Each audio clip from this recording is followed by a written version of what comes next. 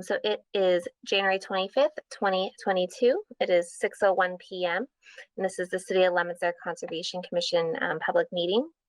Pursuant to Chapter 20 of the Acts of 2021, this meeting is going to be conducted virtually and will be recorded. Everything that is stated in the chats, as well as emails during the meeting, will become public record. I will begin with a roll call. Start here. Chairman Chuck Raymond. Here.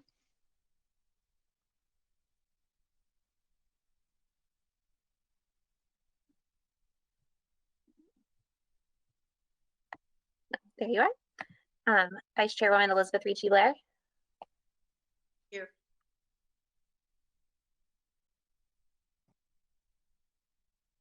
Thank you. Jeffrey Goyne. Here.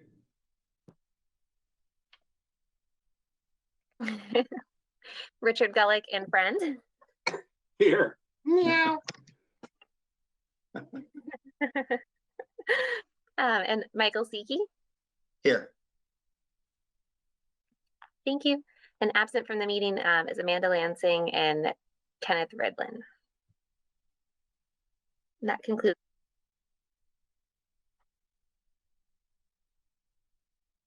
I'm sorry, Angela. This is Chuck Raymond. Sounds like you cut yourself off prematurely. Did something happen? I don't think so. I just So we have. I heard this concludes, and you barely finished that word. I wasn't sure if you had anything else.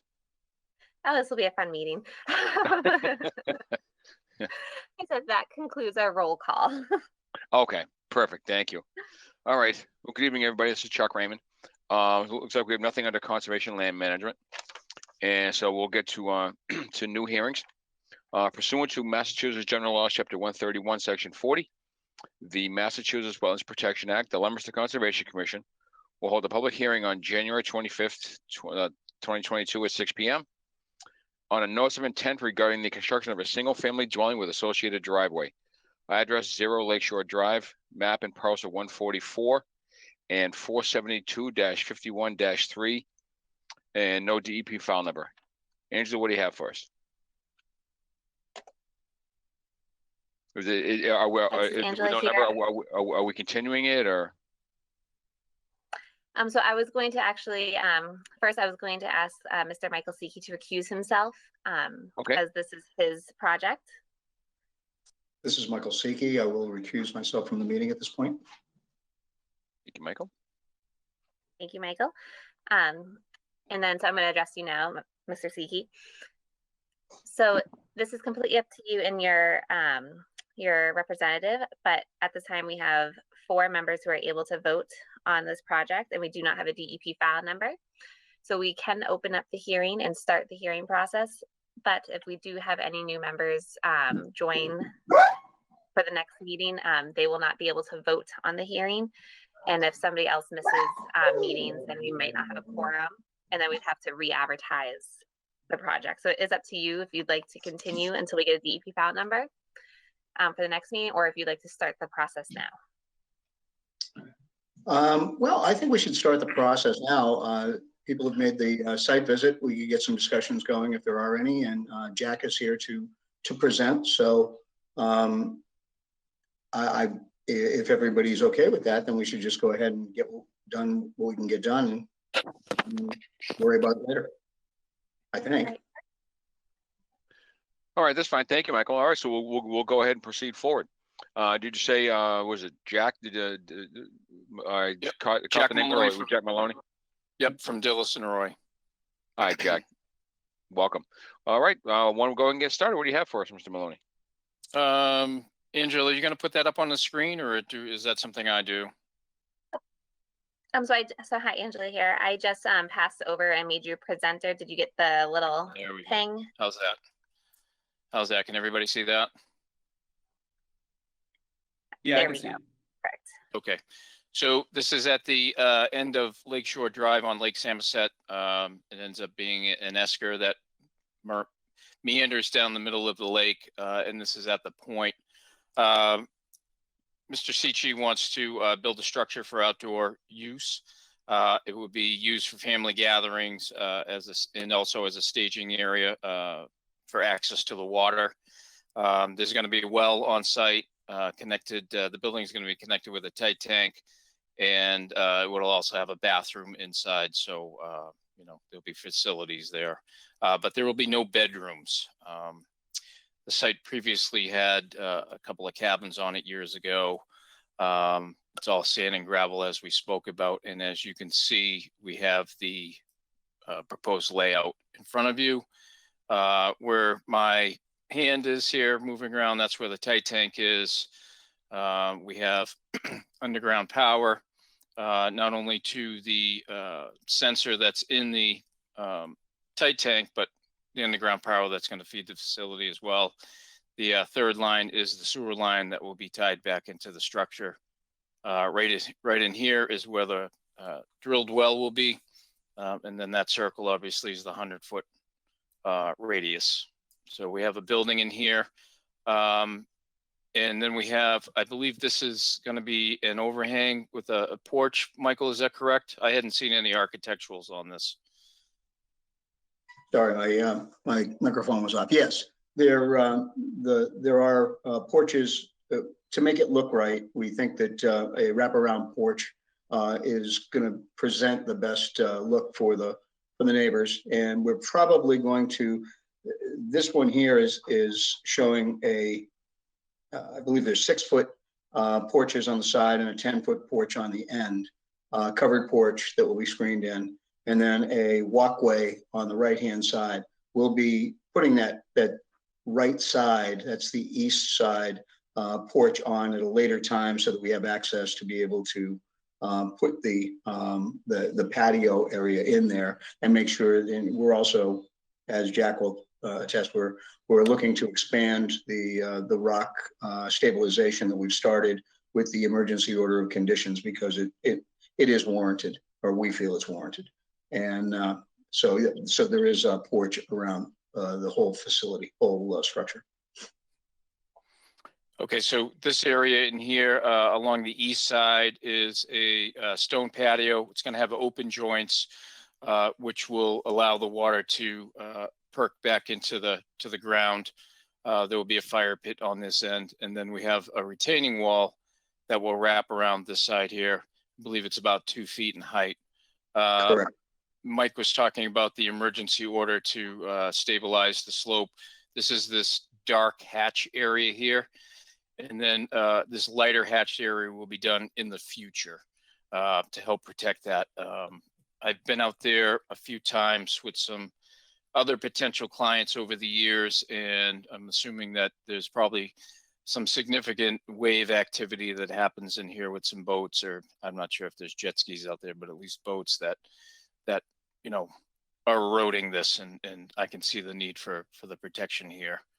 As we come back up this way here, this is all going to be natural, and there'll be a walkout on the basement side right on this area where my hand is here underneath the porch.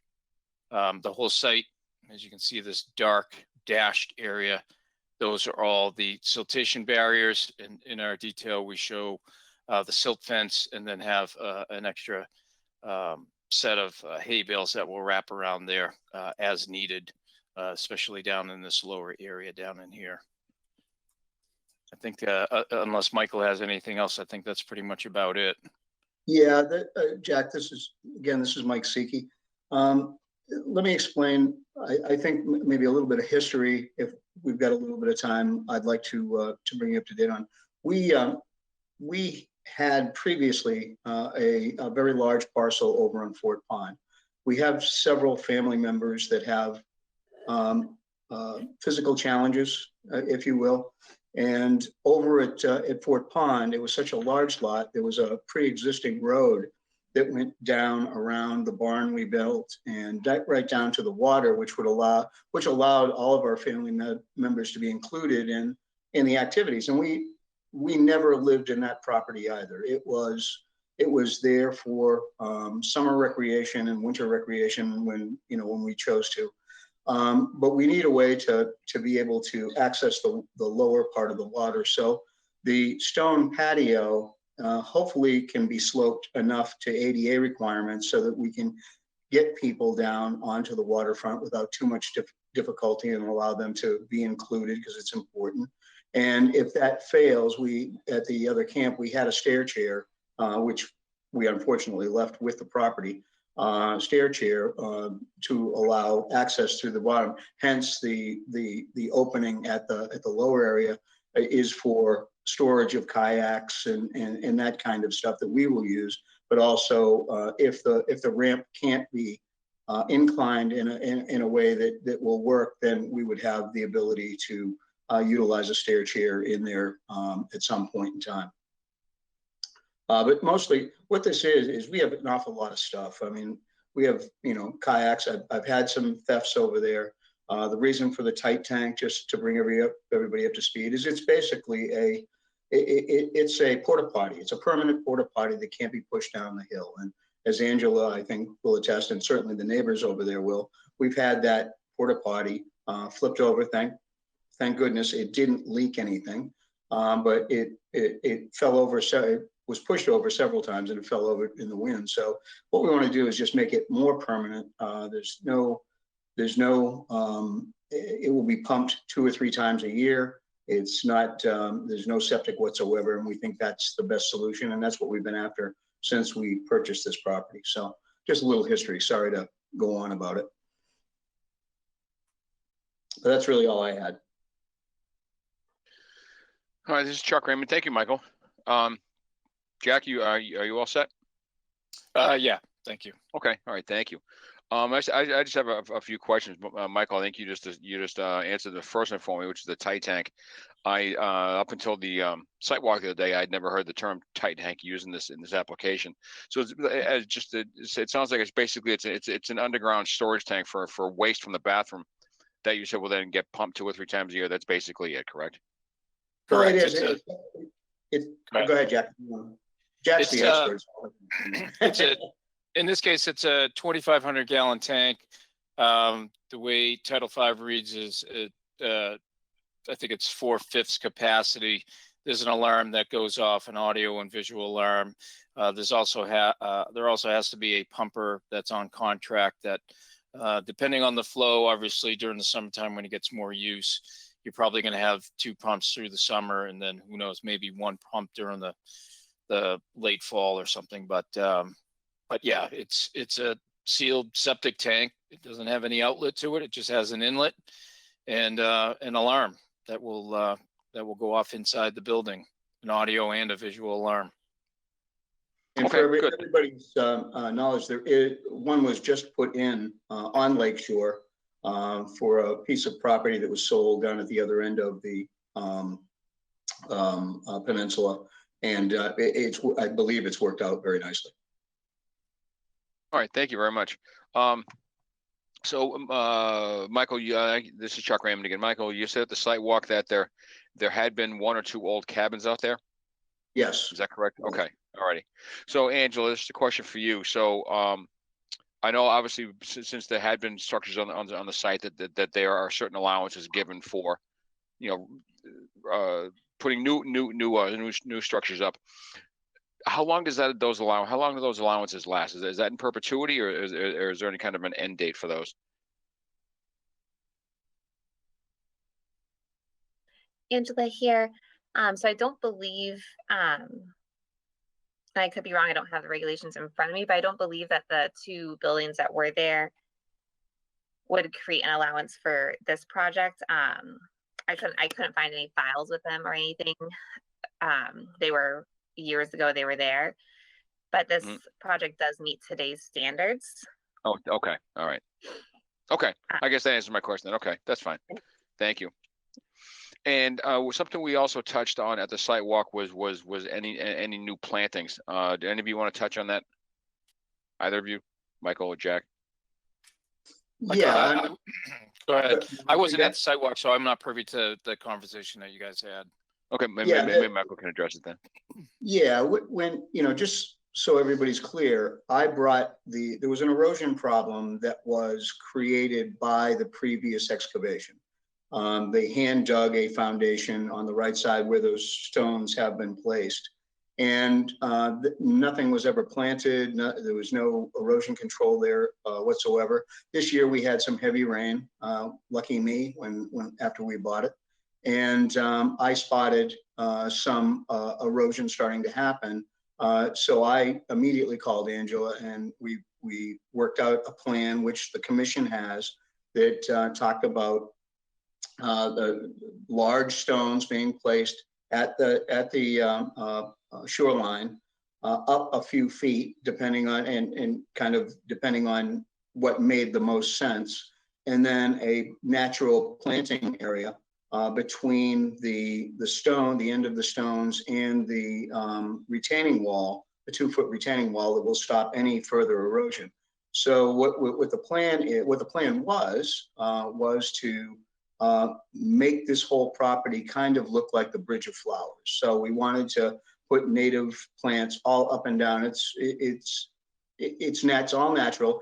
90% of this property is going to remain natural with some additional planting that will bring in pollinators and birds. That's what we're into nature.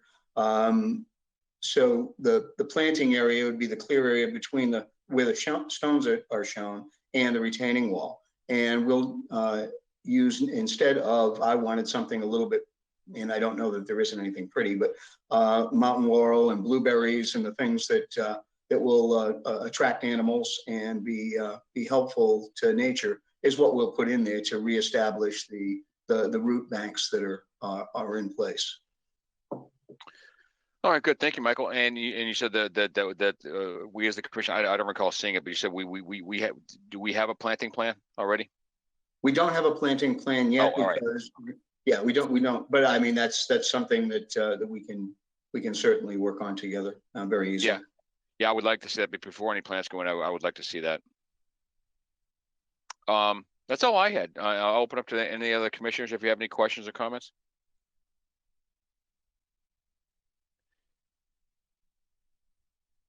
I actually had one more thing I should bring up.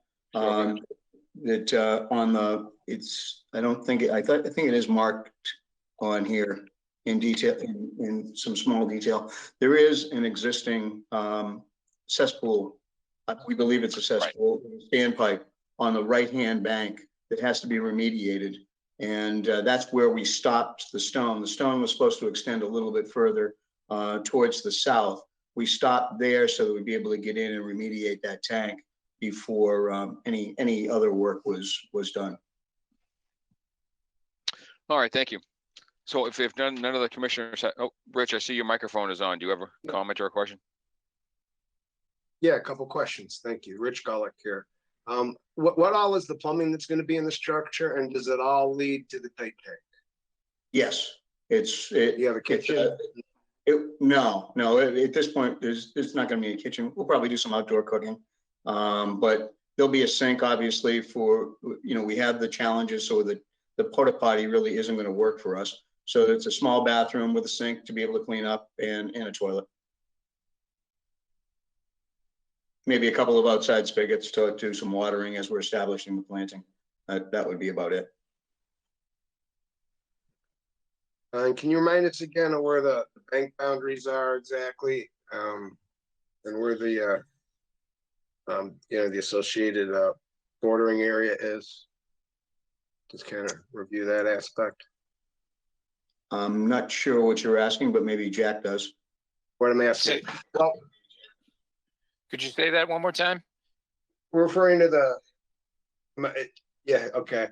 I'm asking about the definition of the bank, and then how far in it comes basically from there. And the bank's down low, correct? This is a pretty steep slope. Yes. Yeah, on the entrance road coming in, you can see it is pretty steep on the sides, and then this area back in here is naturally less steep than the sides. I don't believe I don't see any. Were you looking for like a 50-foot buffer zone or something like that? Greg explained that the 100-year floodplain was down within 6 feet of the where we would normally show as the bank, And therefore, I think less than 6 feet is really what's affected. There should be something on there. It's right where my hand is here. You can see the water's edge, elevation 470.5 on November 22nd. The 100-year floodplain is 471.21, and that is right in this area here. So you can see just inside this dark line, I'll zoom in a little bit more. This double dashed line here is the limit of floodplain. So the only work that's going to be within that area would be to secure this bank going forward up into the around the point there. Correct. Thank you. You're welcome. You all set, Rich? Yes. Okay, good. All right. All right. If none of the other commissioners have any questions, I'll open the hearing up to the public. If there's anybody in the call that wishes to speak on the matter, you're welcome to do so. But before you do, please state your name and address. Second time? Third and final time. All right. With that, we'll go ahead and close the public portion of the hearing. Angela, what happens next? Angela Schofield here. So since we do not have a DEP file number at this time, the commission would have to continue the project to our next meeting on February 8th, 2022. Wonderful. So, and I'm sorry, I forget. We don't need a motion for that, do we? Or do we? We should make a motion to continue to the next meeting here. That's kind of what I thought. Okay, thank you. So is there a motion to continue the hearing and until the next meeting? This is Jeffrey going. I'll make that motion. Thank you, Jeff. Second. Liz, I'll second. I'll second it. Rich Gullick. Nope. Already. Thank you, Rich. Liz already had. Thank you, though. Angela Schofield here. The rest of the vote will be taken by roll call. Mike, I apologize. Richard Gullick, how do you vote? Aye. Thank you. And Chairman Chuck Raymond, how do you vote? I vote aye. Thank you. So the motion carries to continue this hearing to our February 8th, 2022 meeting. Thank you, everyone. Thank you. All right, thank you. Thank you, Jack. Appreciate it. This is Chuck Raymond, the chair. Michael, do you want to come back in?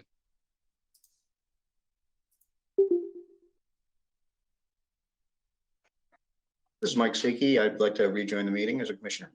All righty, welcome. All right, moving on to continued hearings. That was it for new hearings, obviously. Moving on to continued hearings. Pursuant to Massachusetts General Laws, Chapter 131, Section 40, the Massachusetts Wetlands Protection Act, the Leominster Conservation Commission will hold a public hearing on a notice of intent regarding the construction of a new duplex dwelling with associated driveway, grading, and utility connections. Address 1284 Central Street, map and parcel 566-1-1, DEP file number 199-1140. Angela, what is happening with this?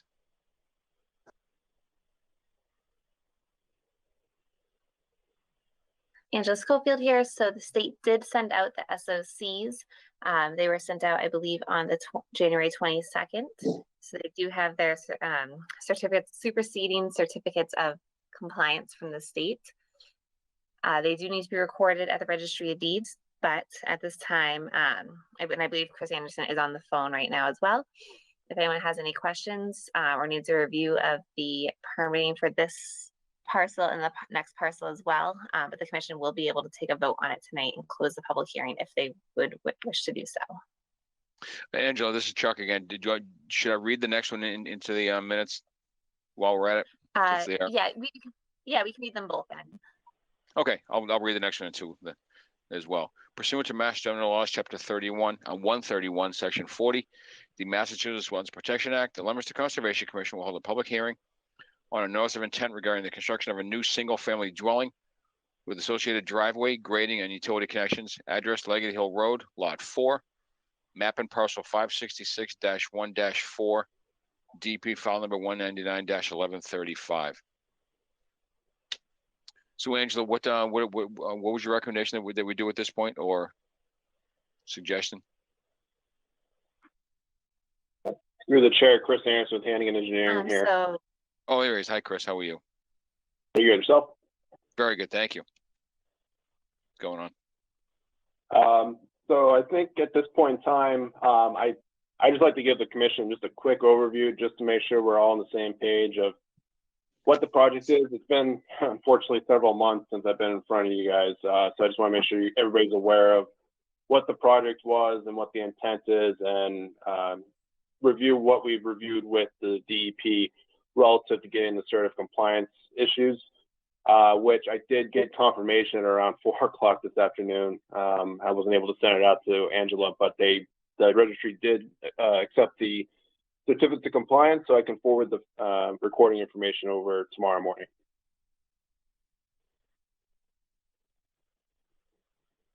All right, great. Oh, sorry. Go on. I was just going to ask if Angela could grant me permission so I can just pull up my screen real quick. Yeah, it would be helpful. absolutely. Sorry, it shows that you're calling in, so I didn't know if you had your screen here. Here we go. You are now the presenter.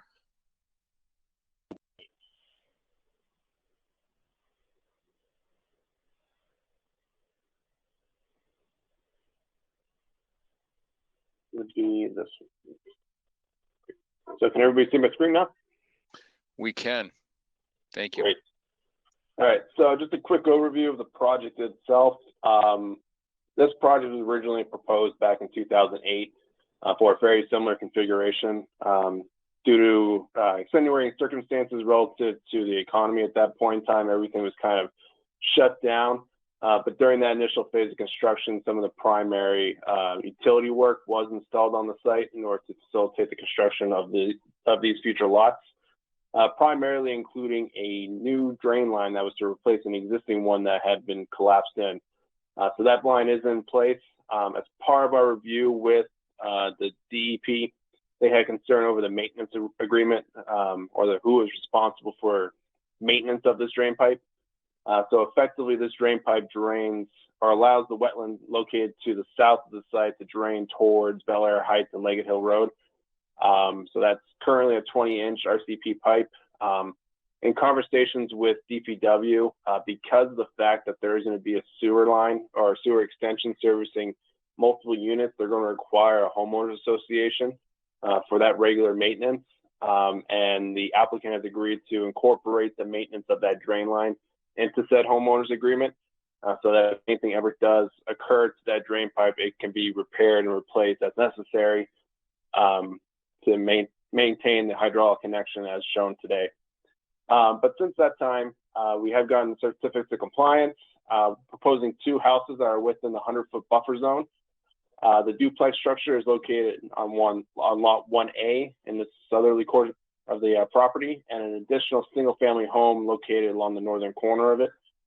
We'll be providing straw walls and silt fence along the limit of construction for erosion and sediment migration prevention. And there will be a private sewer line and water service lines to a new sewer line extension that will be brought onto the site, as well as taps to the existing water services as well. So there won't be any septic systems or anything like that. And that's pretty much it. Hopefully it was a quick enough overview for the commission, but if there's any questions or concerns, I can be more than happy to address them. All right, thank you, Chris. Yeah, no, we've seen this come and go for quite a while, so I appreciate your patience as well.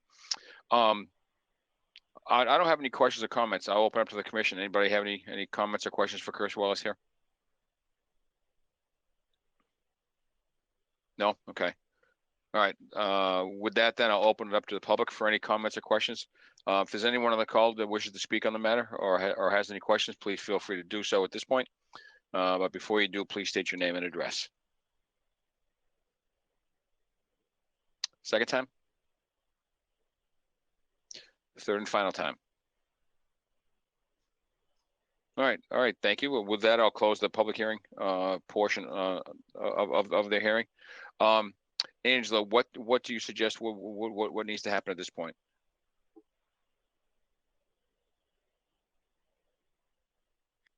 Angela Schofield here.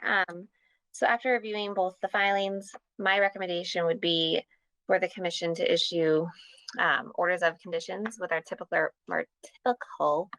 boilerplates, as well as, let me get the DEP file numbers. So for DEP file number 1991140, that's 1284 Central Street. It'd be a typical boilerplate with the additional conditions that prior to any building, a draft of a homeowner association agreement for the drainage maintenance will be submitted to the office. A 24-hour notice for a erosion control and pre-construction meeting before work begins. And then once the buildings are created, prior to the conservation agent signing off on the occupancy permit, as the easement, the finalized homeowner association information will be submitted. All right, thank you. Is that it, Angela? That is it. And the special conditions and boilerplates would also qualify for DEP file number 1991135 as well. All right. Do we need a motion for each property, or how does that work? Yes, we can do a motion for each property separately. That'd be fine. Okay, good. All right, then I'll ask then first for a motion to accept the order conditions with the special conditions as outlined by Angela for the property at 1284 Central Street, DP file number 199-1140. Do I have a motion? This is Mike Saki. I'll make the motion. Oh, sorry, Rich. No, you go ahead, Mike. You buzzed in first. This isn't Jeopardy. Thank you, Michael. Is there a second? I'll second it. This is Rich Cullen. Thank you, Rich. This is Angela. The rest of the vote will be done by roll call. Jeffrey Goyne, how do you vote? I vote aye. Thank you. Elizabeth Ricci Blair, how do you vote? I vote aye. Thank you. And Chairman Chuck Raymond, how do you vote? I vote aye.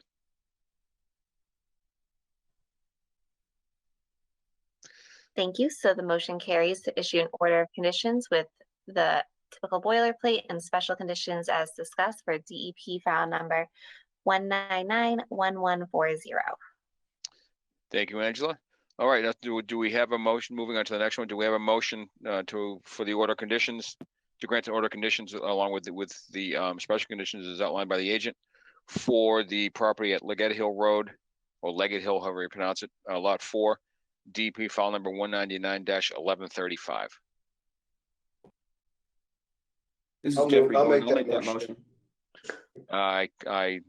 Going back to the Jeopardy mode, I heard Jeffrey first. Is there a second? I'll second it. This is Rich Cullen.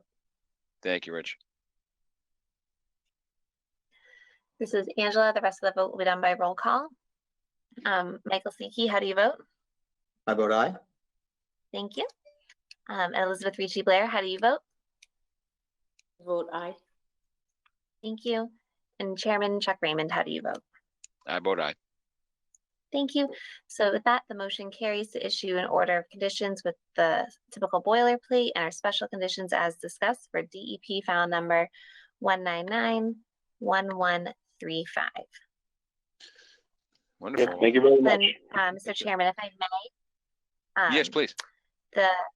The engineer, Chris Anderson, he's also here for the certificate of compliance under for 8 Nutting Drive as well. Just so you're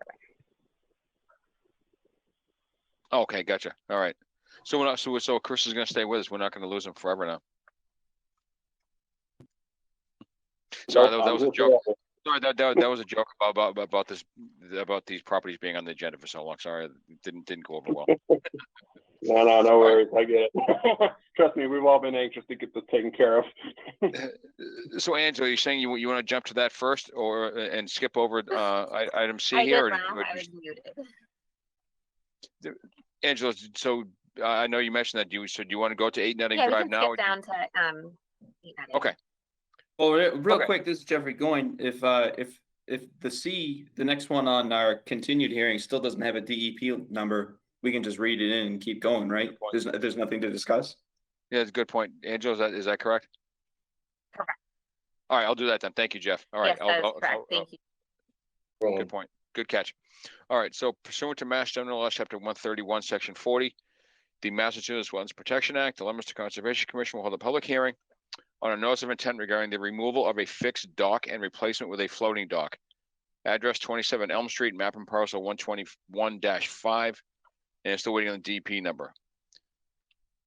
So that we'll have to continue that to the next hearing. Angela, do we need a motion for that?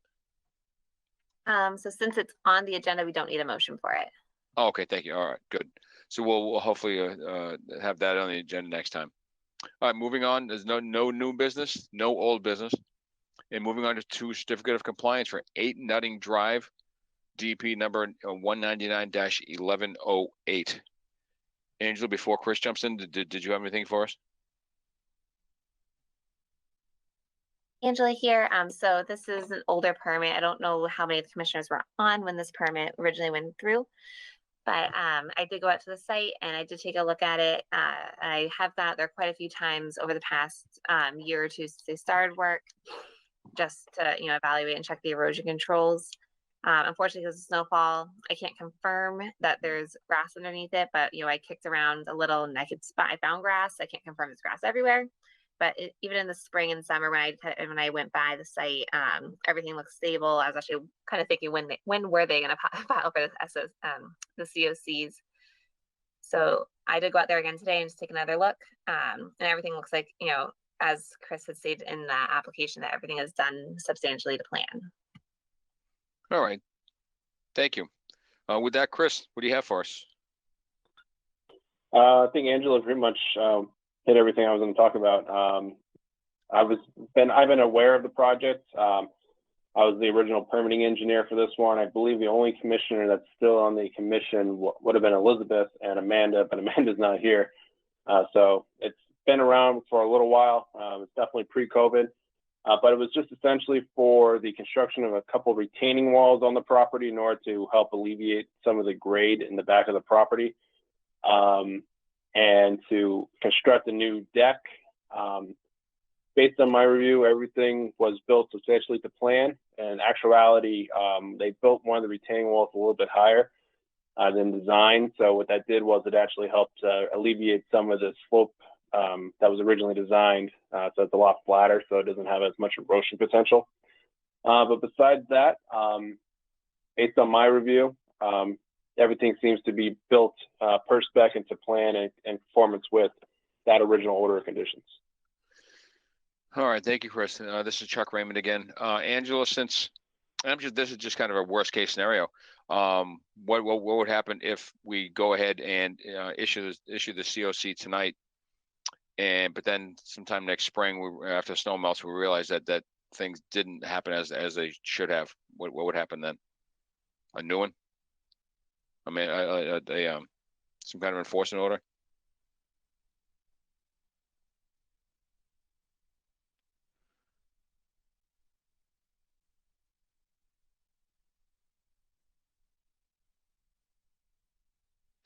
Andrew, are you speaking? Because it looks like your mic is on. We can't hear you.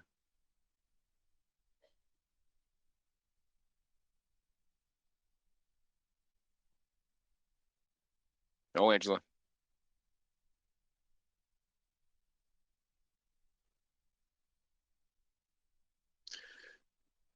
Did we lose you, Angela? Do you have to call in on your phone or something?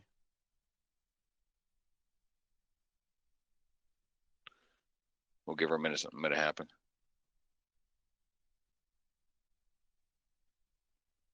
Through the chair, Chris Anderson. Hi, Chris. Yeah, typically, if it does start eroding and it starts becoming an issue, the commission would typically just issue an enforcement order and we would be back before you guys. That's kind of what I figured. Okay. Yeah. So there's still that check and balance. Yeah, right. Angela, does that sound right to you? Are you still making contingencies about allowing us to hear you? We'll give her a minute. These are things that don't happen when you're meeting in person. Oh, well.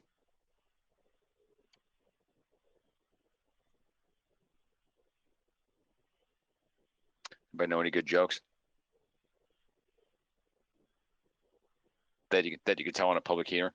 Yeah, that's where it goes bad right there.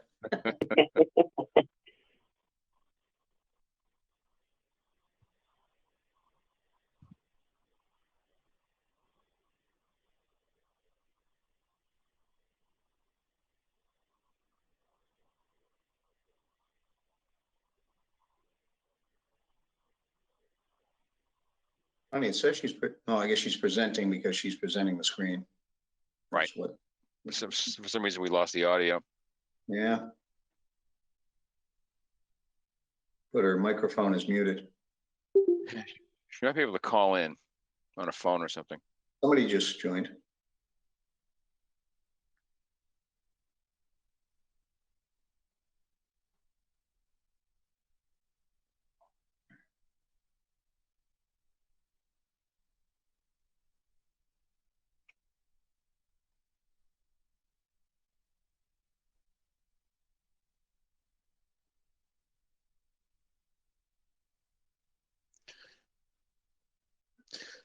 Oh, well.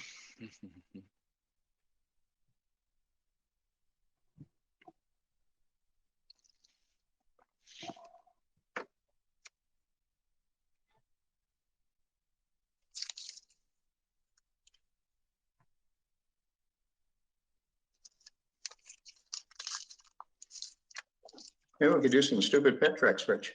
Hi, can you guys hear me now? There you are. Yeah, we can hear you now. There you go. I had to move closer to my router because that's how the internet wants to work Ah. today. So I believe your question was that if, you know, we come back in the spring, we see things, something that wasn't done to plan or something that was different on site, what the situation would be? Yeah, Chris answered it, and you feel free to agree with him. He said, yeah, we just, at that point, we just have an enforcement order and they'd be back in front of us. Correct. So Chris, yes, thank you. Okay. All right. All right, good. So do we need a motion, Angela, then to issue a certificate of compliance? Correct. Okay. All right, then I'll entertain a motion to issue a certificate of compliance for 8 Nutting Drive, DEP file number 199-1108. Is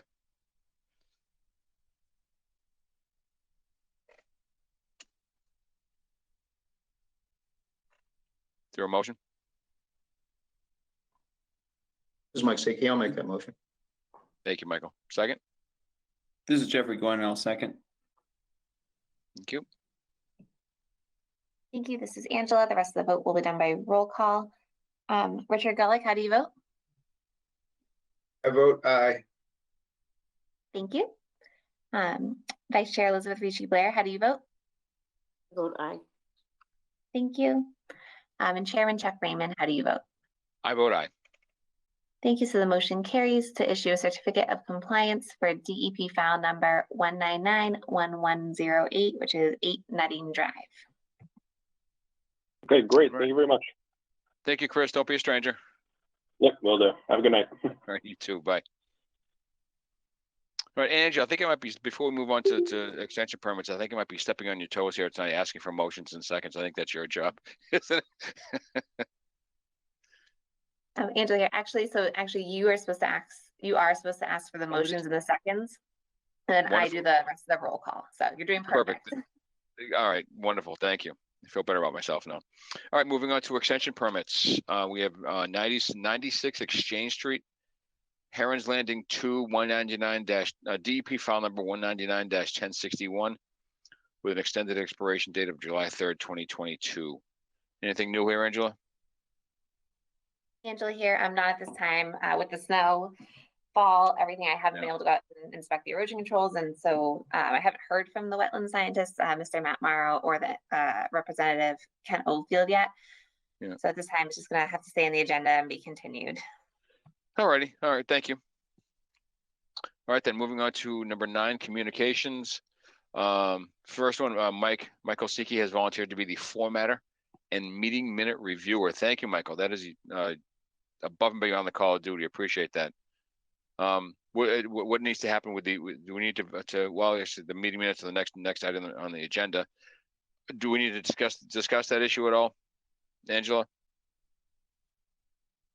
Angela here. So I just wanted to bring it up to everyone's attention, and then I would recommend that the commission take a vote to kind of allow Mike to do this. And so the process would be, I would receive the meeting minutes from the scribe, and I would forward them to Mike, and then Mike would do his magic, his grammatical magic, and check through everything.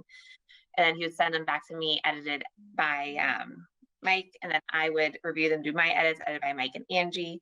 And I would send them out to the commission before the for the meeting, and the commission would kind of go through it more for my brain's not pulling words up, correctness and conciseness, and if everything is portrayed as they would like it. All righty. All right. So you said it would be good to have a motion to allow Mike to do that. Is that what you said, Angela?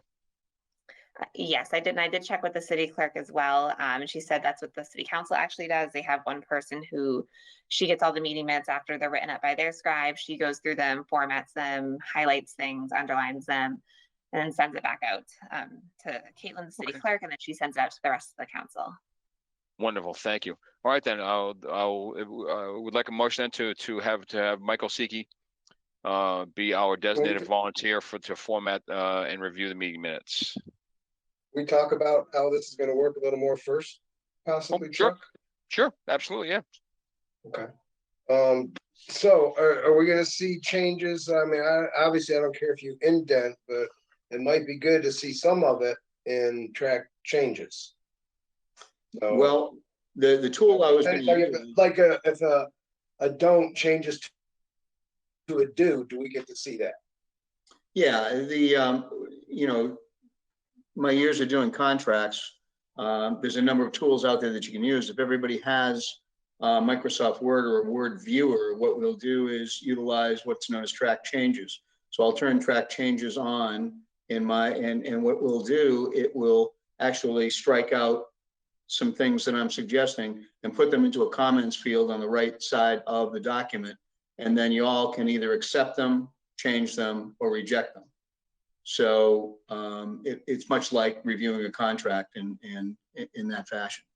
What it's going to do is just take it away from Angela from getting the same comments from everyone and trying to incorporate them.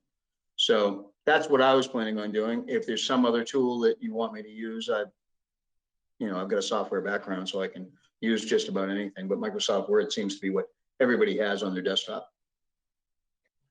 Hi, Angela here. I just want to check and see, did everyone get the email I forwarded from the city clerk about this? Yeah, I saw it. Yep. Okay. So I had asked the city clerk about it, if we could have a document that was kind of viewable by, the whole commission, if we could kind of go into and edit it together and it would show track changes. And she said, no, that would be a violation of open meeting law because that would be considered deliberation since we do have to vote on the meeting minutes. So we can't have anything with track changes or like a Google Drive of any sorts that we could communicate between each other. So the changes, yeah, so they could, so for example, Chuck can send me, hey, you spelled, Fred wrong, or you spelled Chris's name wrong, and an email just to me, and I can make that change. And Jeff can send me, I said 10 pounds, not 12 pounds, but it can't be to the whole group. He can send it to me directly in an email or let me know before the meeting. But otherwise, everything would have to be in discussion at the meeting. Yeah, I mean, that's really what I was saying. And trust me, I've got plenty to do if this isn't going to work, and it's not going to make life easier. It's not what I'm trying to do here. But the way I understood it was, Google Drive as a general tool for everybody to collaborate with is not something, because that is deliberation. But if you were to send me the minutes and I was to do some grammatical stuff, and then send it back to you, then you would forward it to each individual person. There'd be really no collaboration, but however you want it done, that's the way, however we can do it. And I can be of help, then I'll be of help. I mean, that's all we're trying to do here. Angela here. More comments and questions. Angela, why don't you go first? Right. Yeah, so that's Okay. fine. Like, if for you and me, Michael, to have like a little drive between us. But well, I may have misunderstood it, but I thought the discussion between Mr. Garlick and you were about having one file, like a Microsoft file, and like as he was editing it, it would show up on Jeffrey's file that he's editing, or Chuck's file and Liz's file that they're editing. And that would be a violation. Right, there were two separate questions. One is to whether to have one of us take a first stab at it before we all see it, and the other was to share on a Google Drive, which we obviously know we can't. So, Mike, you said that we would be able to, using track changes, to accept, decline, add comments. We can't all do that, and then send it back to Angela. It'll get a little messy. What we can do is add comments to the changes that you've made, Correct. and so on. Angela's got to figure out how to take all these, if there are different versions, if we each send back comments, and hopefully there'd be very, few comments, how is she going to take them and integrate them from 6 other people? So I'm all for you taking a first stab at it. Formatting it would be great, and you don't have to put every change in track edits, just the ones that are anything of substance, in my mind. Yeah, I mean, there was a lot of language, like unfinished sentences and things that I don't know if we want to be part of the public record. I mean, no, so those would be in track changes. You would finish the sentence with what you believe it is. Or right. No, some of the sentences just didn't have any meaning whatsoever. It was like they said, and that's the end of the sentence. I mean, you might want to take that stuff out. I don't know. If you want to leave it there, we leave it there. No, that one you would strike, in my view. Yes. Right. And that's all I would do, is just kind of make them a little bit more professional if they're going to be public record, and not change the content, not change the any of the verbiage, just kind of clean it up so that it makes it easier on Angela. But if it's making it more difficult, then there's no sense doing it. Yeah, I think it's not. It's still gonna. Oh, hold on a second, Rich. So the difficult part here is going to be Angela having to reconcile 4, 5, or 6 different sets of edits on the same document. That's going to be kind of a lot of work for her and or her intern, but it sounds like there's probably no way around it. Angela, is that kind of how the city council does it? They have somebody going through several sets of edits to the same document? Yes, and that's only if someone sends edits in. Typically, in the past, even with my meeting minutes in the past, typically, when I got to the meeting, there's maybe 1 or 2 comments, usually from the same commissioners. There's usually not too much going on, but I believe because of the issues with technology, transcribing, and the fact that we had basically 2 years of meeting minutes that we had to get done and transcribed within like 2 months, it created, a lot more errors than typically were happening. And so basically, I think the only way to really go about it is, if Michael still, would like to, format it and do the first round of reviewing and kind of fill in the sentences that are missing things and double check it. And then also, we can send out to everyone else edited by Michael, and then everyone can send me their comments or bring, their minor corrections to the meeting minutes. And I'm a pen and paper person, so I just usually have it printed out next to me and circle it as we're going through the meeting. And then the commission would then vote to accept the meeting minutes with the changes as discussed. All right. We all get sent a final version of it, I guess, right? With Mike's and then any additional edits. We'll all see the same final version. It would be Angela's. It wouldn't be Mike's. I mean, it would be Angela. No, yes, yours and the others that she'll provide. Yes, if the commission wants. In the past, sometimes, for example, I think I put, we had someone named Brad Stone, and the autocorrect made his name Brad Stoner. So he just, he's like, can you just correct that? And then you can, we can approve it. Just please correct that. I was like, yes, I'm very sorry. I don't know why I did that. It's like Microsoft Word. I mean, starting out, anything is new. What I would suggest is that how quickly do the minutes get back to you, Angela?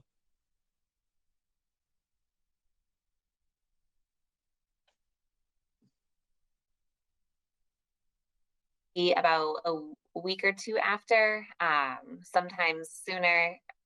We didn't have a scribe or a scribe who was doing the meeting minutes for a few years, like a year basically. And so our new scribe kind of had to go back and catch up on everything. And then Right. it also depends on if they're sick. You know, for example, their family had COVID and had someone had surgery, so he wasn't able to kind of keep up with the meeting minutes, and now he's kind of starting to now. I actually asked him to take a break for a minute while we catch up, because I still have about 17 sets in my email that I'm trying to review. Yeah, I mean, what I was really getting at is that, you know, I am a rookie at this, and I don't want to make, you know, suggestions that are going to cause problems. So when we get the minutes from this meeting, send me an email, I'll come down and you and I can go through the first ones together. I guess that's okay, correct? That's not collaboration. I don't think it's anything bad. We go through them together and figure out what the process should be and the types of things that you want me to correct and the types of things you want we should leave alone. And then we'll do that for a couple of meetings, and then we should have a process that just shortens or lessens your workload and hopefully helps. Yeah, that'd be great. You know, 5 minutes from City Hall. So. Yes, I know. And we always love Jackson Axel in the office, obviously. So, and yes, so since I'm not actually, technically I'm just a glorified pencil pusher, and a book reader for you guys are the full jurisdictional authority. I am just the lovely person who gets to, you know, work for you guys in theory and help out. Carry out our orders. Exactly. You guys are all Darth Vader. I'm a stormtrooper. You know, Right. I don't really have any jurisdictional voting power, so it would never be collaboration if any of you guys were to discuss anything with me. All right. Going back to Mike's question, this is Rich again. In the future, Angela, what is the expected turnaround time on the minutes going forward? Once the backlog's caught up, are we going to be able to expect to see them by the next meeting to vote on right away, or are we going to have to wait a second meeting? How long? I would say typically you'd see them by the next meeting, unless, you know, for example, there are some meetings, and Liz can attest to that we had that were, you know, 4 hours long, and there was a lot going on, and so the scribe had to take, you know, a couple of weeks to go through them, because they do have to watch the YouTube video as they're going and kind of make sure that they're getting everything that they need to be getting, like the special conditions, the names right. But typically I would say I usually get them a week after the meeting, 2 weeks max. But by law, we do have 3 months or 6 meetings to have them approved before they become public record.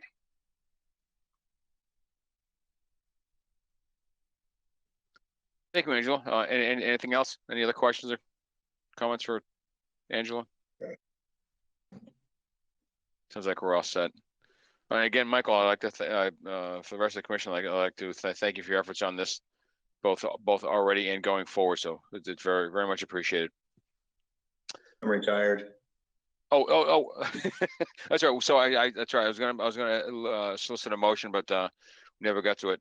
So is there a motion to have Michael be the official volunteer to review and format the meeting minutes? This is Liz. I'll make that motion. Thank you, Liz. Do I have a second? I'll second it. This is Rich. Thank you, Rich. This is Angela here. The rest of the vote will be done by roll call. Jeffrey Goyne, how do you vote? I vote aye.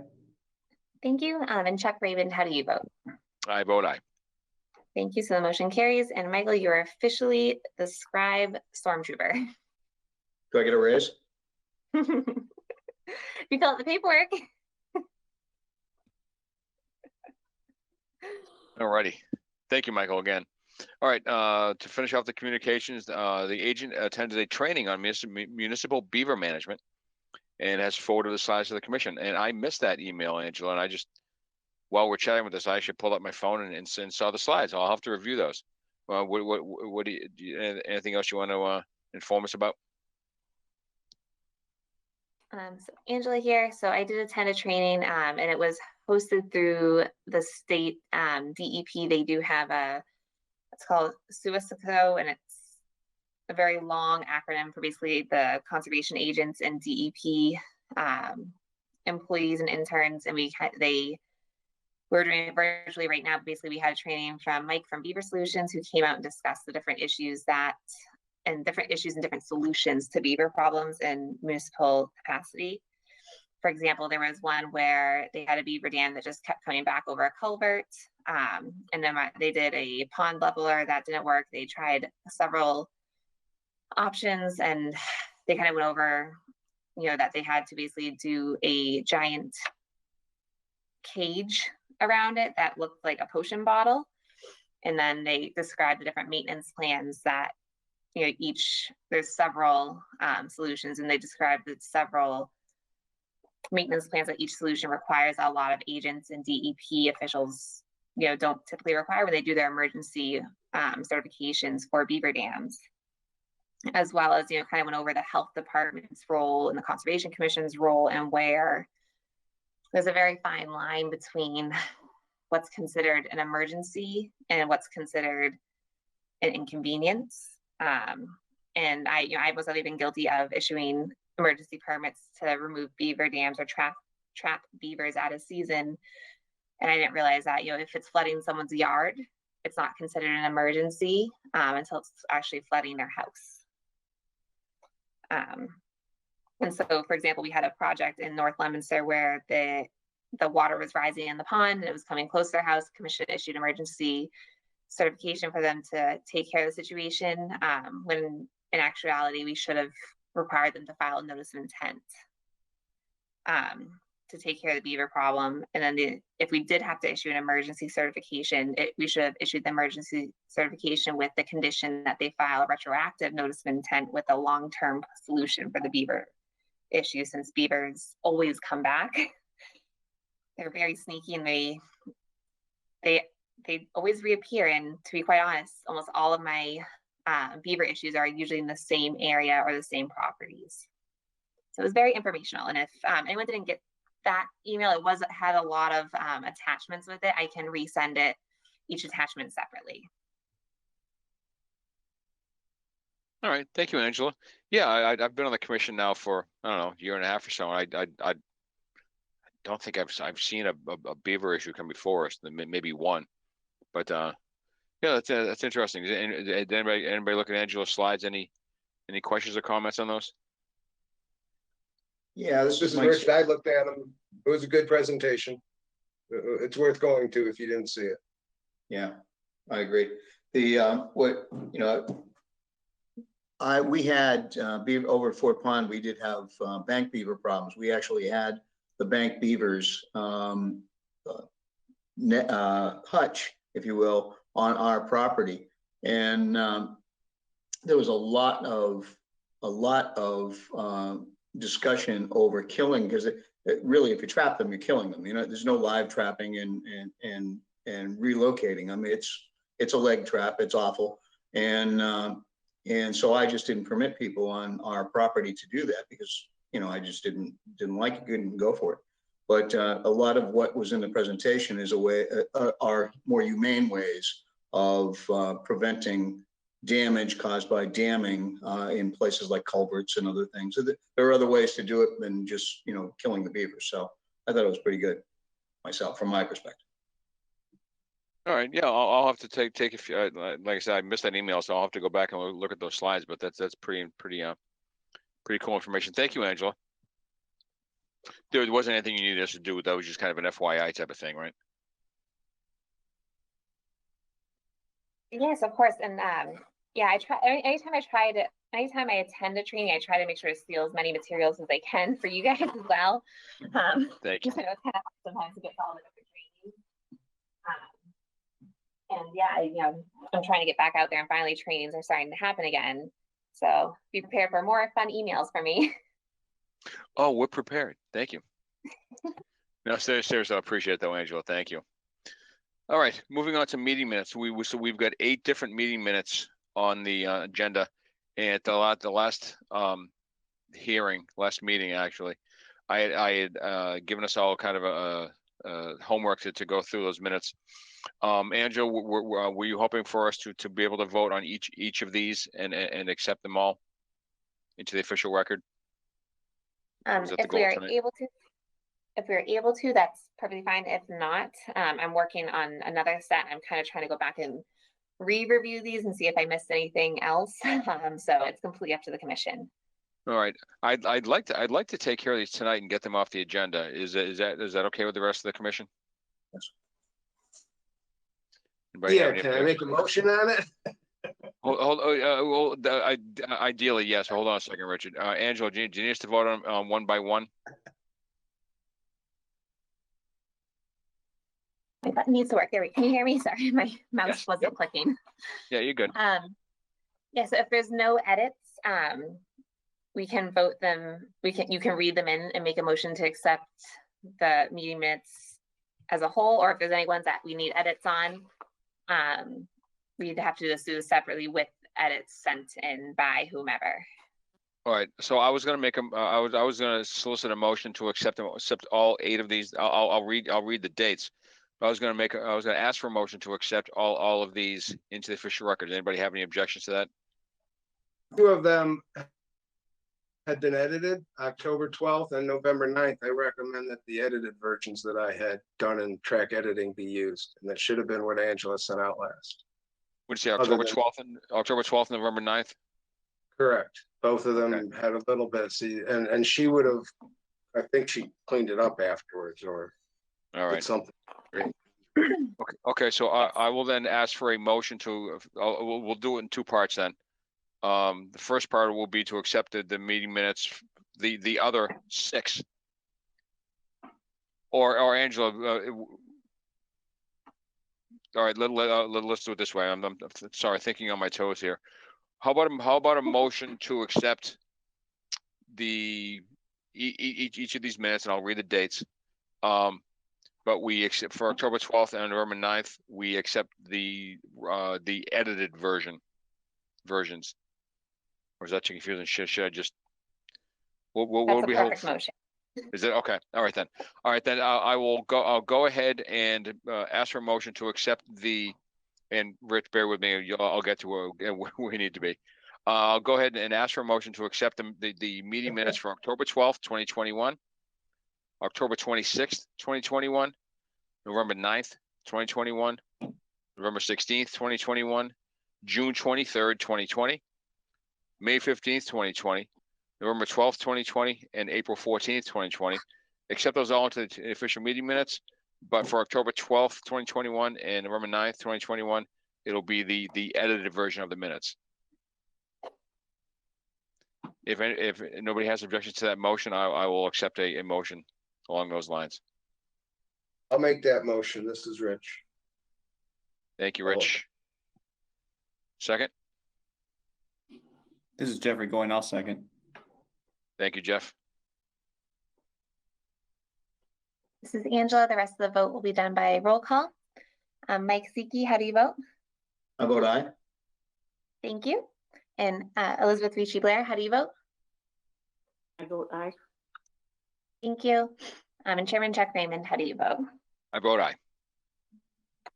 Thank you. So the motion carries as spoken by the chairman. Not well, but I did it. It's not easy. It's not an easy one. Thank you, Angela. Thanks everybody for your patience and your help on that. All right, moving on to number 11, enforcement. 3 continued ones. Looks like we're waiting on permits to be filed, no action to be taken. I'll read them in anyway. Now, the Peninsula on Lakeshore Drive, bank eroding due to past alteration. 9 Kendall Hill Road, waiting for engineer to submit plans. And 1775 Lock Drive, additional alteration to riverfront area. Angela, any additional information about any of those that we should chat about? Nope. So for the Peninsula on Lakeshore Drive, we're just, we're right now that one's kind of on hold because of the season, and Right. the other 2, the engineering firms are just backed up, so we're just kind of waiting. Okay. Wonderful. Thank you. All right, moving on. No emergency certifications. And under budget, continued additional information on a request for transition of money from the WPA fund to fund an intern position in the office. And Angela, looks like according to this, you're drafting a letter to the mayor along with a job description. What else do you have for us? So Angela here. So I wanted to say, and this has been on there for quite a while, and I do apologize for that. It's all But right. I'm finally at the end of it now. I finally have everything in line that I need to do clerically wise for this. I went through everyone. A couple of the commissioners have sent me in just some comments about wording and job description and some suggestions to kind of mold it to be more of an intern position. And I appreciate that so much. It really is a huge help because this is my first time hiring an intern. I did go off an older draft for an intern position for the office, and I did work with HR on it, going through what some other departments had done in order to get a qualified intern that would be able to assist more than become another task. You know, not to be crude, but a person to train more time training them and working with them than providing any relief in the office. And so my hopes is with the draft that we would get someone possibly, I worked with a gentleman from UMass and a woman from Mount Wachusett Community College, who one of them teaches environmental science and one of them works in the guidance department. And so they kind of suggested, they said if I sent that out to them, they would send it out to their older, seniors, juniors that either having capstone or even their graduate students for internship, since it is a paid internship, because I do believe that the commission and myself will get what, you get what you pay for. I think that's important to pay someone for their work, especially nowadays where everyone's struggling. And I think that it's the right way to go.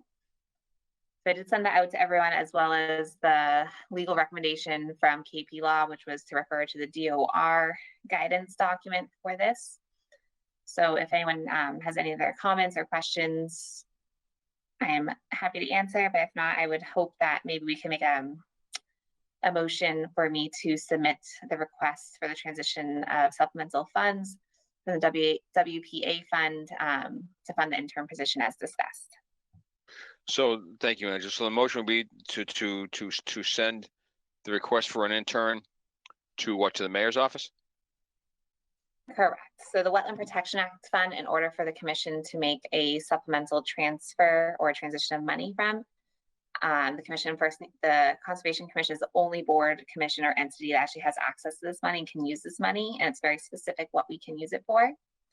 And so in order to start that process for the transfer, the commission would have to make a motion and vote to transfer the money. And then I would have to draft a letter, and there's a form I have to fill out to submit to the mayor's office. And then the mayor has to kind of support it. And then he submits it to city council, and city council reviews it and supports it. Typically, I don't believe they've ever denied it.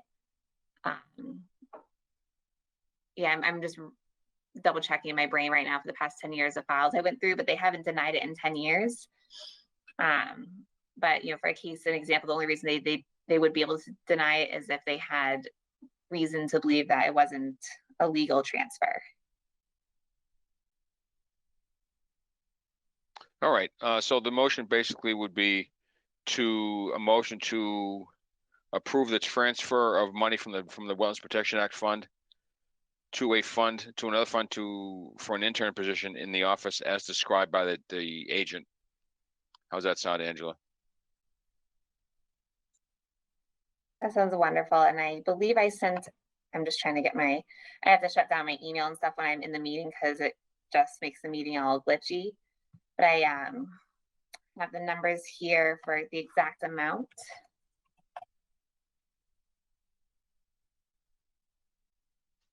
I know I have a meeting to be in right now. So my goal would be to have an intern for 2 different interns for 15 weeks of the year. And so doing the math, it would be, I always round up. It's always good to have a little extra money in there in case anyone needs to work overtime for a reason. So $7,000 into the general fund from the, yes. That would be from the WPA fund to the general fund? Is that what you said? Yes, the general conservation fund, I should say. General conservation fund. Okay, yeah. Got to wait about that. Okay, general conservation. Okay. All right then. So I then will. I'm sorry. Any questions or comments? Did I hear something? Yeah, I got a question or two. Thanks, Chuck. This is Rich Gullick. So is your goal to have these two interns at the same time simultaneously? Do you think, or be one after the other? Would you use the same person twice if you don't get two candidates that would take it? Few questions. That's a very good question. So my goal would be to have one intern at a time, since I only have one extra laptop to use and to loan out. And then to kind of have the intern for, beginning a little bit before the busy season, and then another intern, ideally a different person in my mind, towards the, after like a 2-week break, and then have another intern start afterwards. But I don't believe it's illegal or against the rules to hire the same intern back. I've never done this. So but I believe typically, I don't believe an intern usually keeps coming back. Maybe you guys know more than me. No, some do. No, it's been in my experience that interns might come back from season to season or year to year. But I don't think we need to nail all this down now. Actually, I think this, like you said, it's going to be a learning experience for you. So I think, with the bumpers that the amount of money puts up, and the bumpers that do giving you the guidelines, based on the legal requirements for this type of thing, and other information that the commission here and the city will give you. I think you'll be able to figure this out as you go. I don't think we need to nail all the specifics down now. Chuck, actually, what I was trying to do is unrestrict them, make sure she had that whatever we word this, that she can end up using those funds for an intern or two interns, however it turns out being.